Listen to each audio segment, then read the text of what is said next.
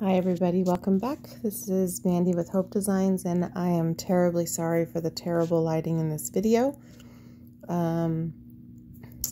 Every surface with good lighting was covered as we were preparing for our last market day. So what we have mixed up here for these quick geode coasters is Shy Rose by Primary Elements from Colourarte, or by Colourarte, Primary Elements. Anyway, y'all know I use Colourarte and all the things anyway. But Shy Rose is a Primary Elements pigment, and you cannot use Primary Elements in epoxy unless you mix them the right way. So I will refer you to that link in the description box below. It's also our last video, one of our last videos released. I think it's number 112. And forgive me, here I realized, why am I doing this? I wanted to do a puddle pour, so my brain was pretty fried when I was doing all this. So as you can see, I was like, what the heck am I thinking? So anyway, I wanted to do this like dusty rose muted color scheme for some coasters because my last coasters, my last geodes came out a little bit more red than pink, and so I wanted to try it, and I also wanted to try mixing the primary elements with the vivid fluid art so that I could use them in resin. And I learned that originally from Saskia, so thank you, Saskia. And so I decided, since that was hugely helpful to me, when I mixed it, I did a separate video so that it wouldn't make this video super long and I could use it as a reference video. So we're doing a puddle pour. We're putting the Dusty Rose or the Shy Rose color from Colourarte down first. It really is a beautiful color. It's one of the colors that when I got it, I was like, I probably won't use that one that much. And now I really honestly like it a lot. And I probably could have used a little bit more epoxy for these, but I tried to use it to the very last drop. And so I also mixed up a chunky opal glitter that's kind of a pale pink called Unicorn something, probably Unicorn Poop. And I mixed a little bit of some of my mixed up epoxy into the glitter, which I kind of wish I had just used clear epoxy because I felt like it muted the glitter a little bit. But anyway, sometimes you have to experiment till you find what's going to work for you. It's totally bothering me to see that mold look that dirty, but oh well.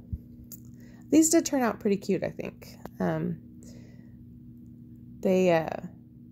For some reason, that table that I have all this stuff sitting on doesn't seem like it's level. It's a folding table, and it doesn't seem like it lays out perfectly level. As you can see, I'm like having to chase the epoxy on one of those and not the others. But the color I'm putting on now is Interference Gold by Colourarte. The Bling It Interference colors, not the Primary Elements line, but the interference colors like the gold, violet, etc. You can use in epoxy or in acrylic. So very versatile. There's also an interference sparkle line, which are amazing also.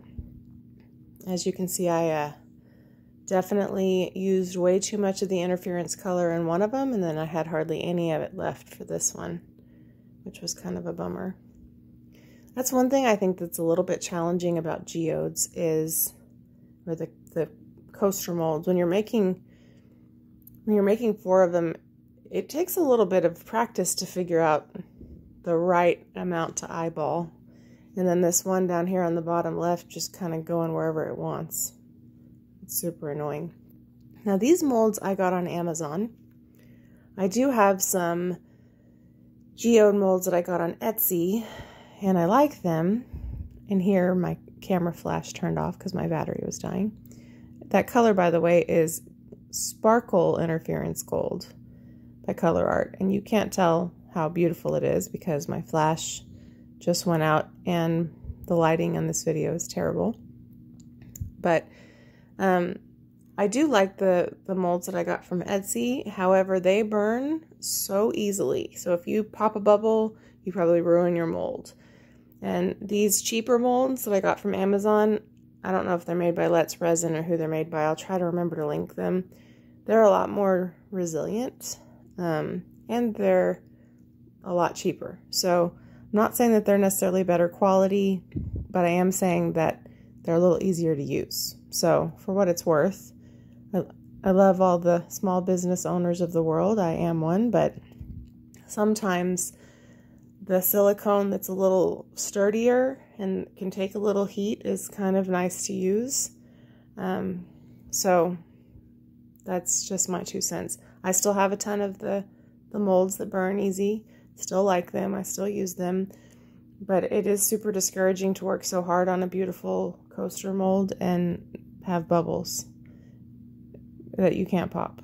So here's the unicorn poop glitter. Now that I've ranted about molds for a minute. And you can see it's super sparkly, and I just dumped a bunch of it right there in the middle. And I try to fix it. Whatever. But these turned out really pretty, and I will say a lot of people oohed and awed over them when we took them to the market day. That we still have them, and they're still available for purchase if anyone is interested. They're not yet on our Etsy shop. I am doing better about that, though. If you are a faithful watcher of our channel, you know I frequently tell you guys how terrible I am about updating things on our Etsy shop. Now, you might see me struggling with this glitter a little bit. At this point, this epoxy is starting to cure, which is not usual for stone coat. But by the time I did this video, I had already done another set of coasters, and I was trying to use up the rest of the epoxy, and I had to improvise and come up with an idea really quickly. And so things were starting to harden. The Shy Rose was hardening a little bit faster because, of course, it has some acrylic stuff in it now. It makes it cure a little faster. And so my working time was not what it usually would be at this stage of the game. So that's why you see me kind of throwing these together like, oh, what are we going to do? And then I realize I don't have enough epoxy mixed up to finish these coasters. So I think, if I recall correctly, I think I end up using whatever I have left and mixing up some more Shy Rose and pouring it in. I think that's what I end up doing. You can tell I'm trying to... At some point I paused this camera and I mixed up more Shy Rose and I plugged in a charger so I could turn my flash back on. So I mixed up some more Shy Rose. I still had some epoxy left, thankfully. So I mixed up some more Shy Rose, but the trouble that we're having is now all the Shy Rose on the bottom is sort of curing. Not curing, but starting to harden. So, and the glitter's spreading out, and you know, all the things that I intended for these coasters to look like are now up for debate. But that's kind of how fluid art goes, right? So I just poured it in and thought, well, let's see what happens. And that's how they become mostly pink, and the interference color becomes kind of muted because I end up having to do this. But still really pretty, and look how pretty of a complement to that color the glitter is. Now one of these coasters really needs some extra. That one on the top left, my top left, I guess, is pretty barren in some places, huh? Now the fun part about epoxy is because it is self-leveling, even though we're adding it in, it's kind of forcing that gold into the middle, and it's going to help it kind of find a home.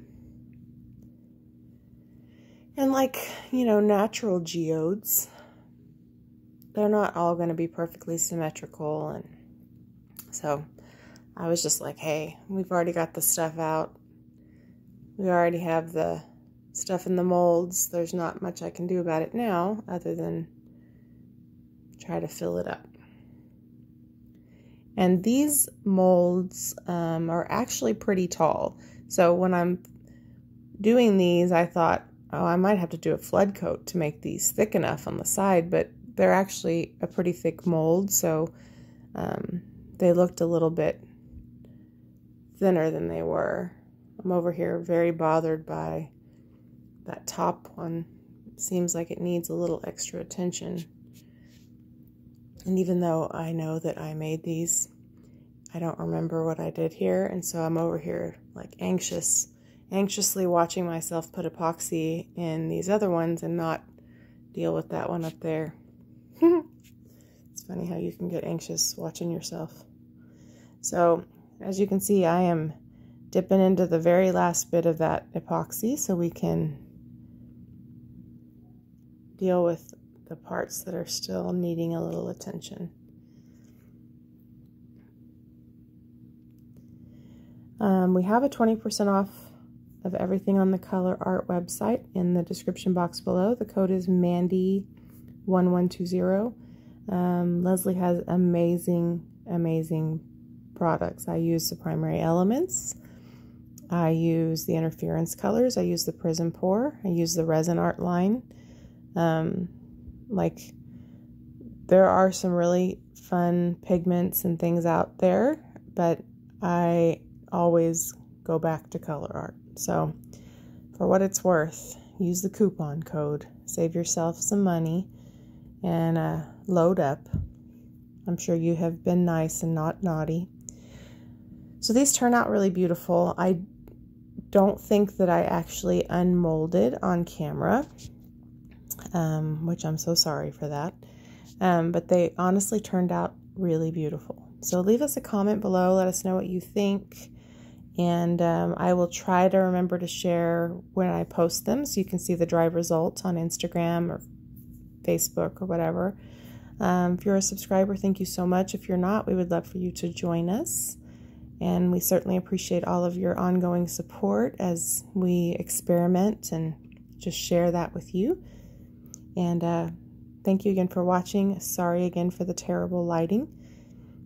And I just appreciate y'all's support so much.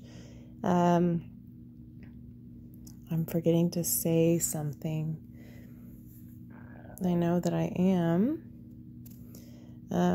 But I appreciate everyone's support. These little nets are super handy. They're on Amazon. Thanks again, guys, for watching.